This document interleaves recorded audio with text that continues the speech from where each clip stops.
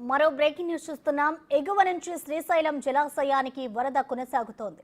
జలాశయం నుంచి సాగర్ కు 3,27,969 క్యూసెక్ల ఇన్ఫ్లో ఉంది. 30,747 క్యూసెక్ల అవుట్ఫ్లో ఉంది. సాగర్ పూర్తి స్థాయి నీటి మట్టం 590 అడుగులకు గాను ప్రస్తుతం 544.60 అడుగులకు చేరుకుంది. ఇక సాగర్ ప్రాజెక్టు పూర్తి నీటి నిల్వ సామర్థ్యం 312 టీఎంసీలకు గాను 198 టీఎంసీలు వచ్చి చేరాయి. సాగర్ కు భారీగా వరద వచ్చి చేరుతుండటంతో అన్నదాతలు ఆనందం వ్యక్తం చేస్తున్నారు.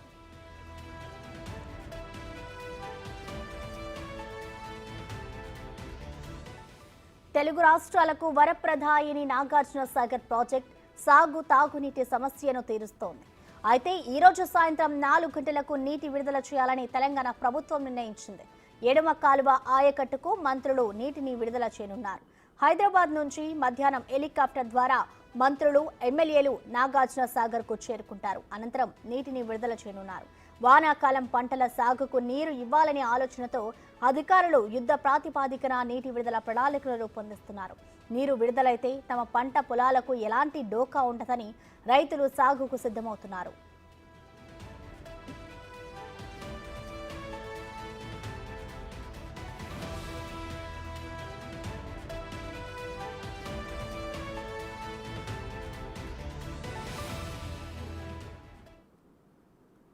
దీనిపై మరింత సమాచారాన్ని నల్గొండ నుంచి మా ప్రతినిధి పుల్లారావు లైవ్ ద్వారా అందిస్తారు. పుల్లారావు, చెప్పండి, ఇవాళ నాగార్జున సాగర్ నీటి విడుదలకు సంబంధించిన డీటెయిల్స్ ఏంటి? అలాగే దీనికి ఎవరెవరు హాజరు కాబోతున్నారు? పుల్లారావు,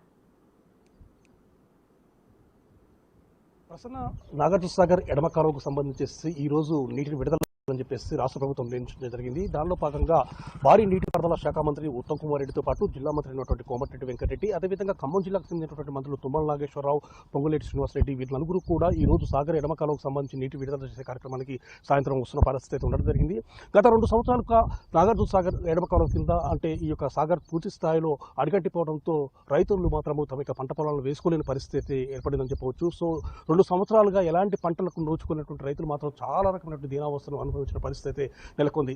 కానీ ఈ సంవత్సరము ఆ సాగర్ జలాశయానికి మాత్రం ఎగువ ప్రాంతంలో కురిసినటువంటి భారీ వర్షాల వల్ల భారీ ఎత్తున కూడా వరద నీరు వచ్చి చేరుతుందో సాగర్ జలాశయం మాత్రము నిండుకుండలా తయారయ్యే పరిస్థితి మాత్రము చాలా సమీపంలో ఉందని కూడా చెప్పవచ్చు. ప్రజెంట్గా శ్రీశైలం జలాశయం నుండి దాదాపు 3,30,000 క్యూసెక్ల వరద నీరు అనేది సాగర్ జలాశయానికి వచ్చి చేరుతుందో సాగర్ జలాశయం గంటకు కూడా పెరిగిపోతున్నటువంటి పరిస్థితి అయితే ఉండడం జరిగింది. 590 అడుగుల నీటి మట్టానికి గాను ప్రజెంట్గా 545 అడుగుల నీటి మట్టానికి సాగర్ జలాశయంలో ఉన్నటువంటి నీరు అనేది చేరుకోవడం జరిగింది. అదేవిధంగా సాగర్ జలాశయంలో నీటి నిల్వ సామర్థ్యం 312 టీఎంసీలు ఉండగా ప్రజెంట్గా దాదాపు 200 టీఎంసీల నీరు వరకు చేరిందని చెప్పేసి కూడా అధికారులు చెప్పిన పరిస్థితి అయితే ఉంది. మరో 112 టీఎంసీల నీరు చేరినట్టయితే మాత్రం సాగర్ జలాశయం పూర్తి స్థాయిలో నిండిపోయే అవకాశం ఉంది.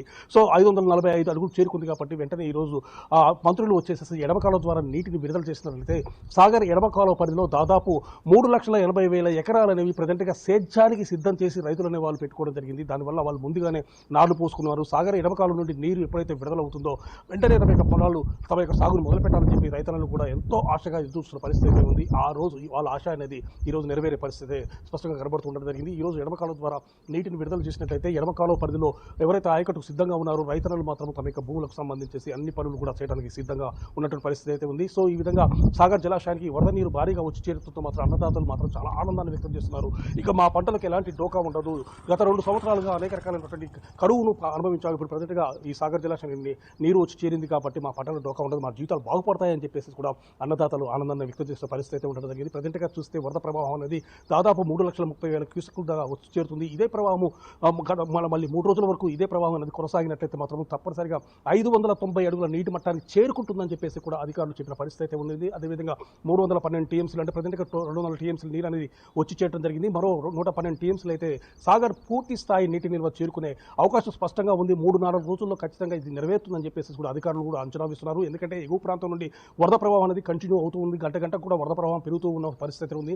ఎగువ ప్రాంతాలు ఏంటంటే ముఖ్యంగా శ్రీశైలం జలాశయానికి సంబంధించి కూడా తుంగభద్ర, అదేవిధంగా జూరాల తదితర ప్రాంతాల నుంచి కూడా వరద నీరు ఎక్కువగా వచ్చి చేరుతుండటంతో శ్రీశైలం జలాశయం నుండి దాదాపు 10 గేట్లు క్రస్ట్ గేట్లు అనేవి 10 అడుగుల మేర అయితే నీటిని విడుదల చేస్తున్న పరిస్థితి అయితే ఉంది. సో ఈ విధంగా వరద నీటి ప్రవాహంతో మాత్రము సాగర్ జలాశయం పూర్తి స్థాయిలో నిండే అవకాశం అయితే కనబడుతుంది. దీనివల్ల అన్నదాతలు మాత్రం ఆనందాన్ని వ్యక్తం చేస్తున్న పరిస్థితి ఉందని చెప్పవచ్చు. Prasanna, thank you Pullarao.